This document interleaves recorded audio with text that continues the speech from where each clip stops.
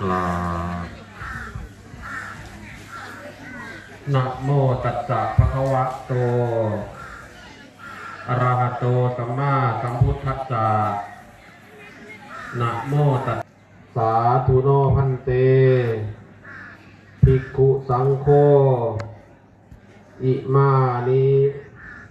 ภัตตรานิสัพพะริวารานิปฏิคันหันตุ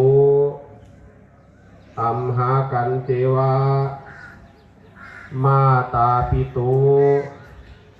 อาทีนันจายาตกานังผู้เจริญข้าพระเจ้าทั้งหลายขอน้อมถวายภัตตาหารพร้อมกับของบริวารทั้งหลายเหล่านี้แด่พระภิกษุสงฆ์ขอพระภิกษุสงฆ์จงรับ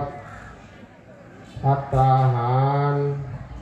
พร้อมกับของบริวารทั้งหลายเหล่านี้ของพวกข้าพระเจ้าทั้งหลายเพื่อเป็นประโยชน์เพื่อความสุขแก่ข้าพระเจ้าขอให้สุขยิ่งขึ้นไปสิ้นกาลและนานเทอญสาธุยัคเขพันเตสังโฆทา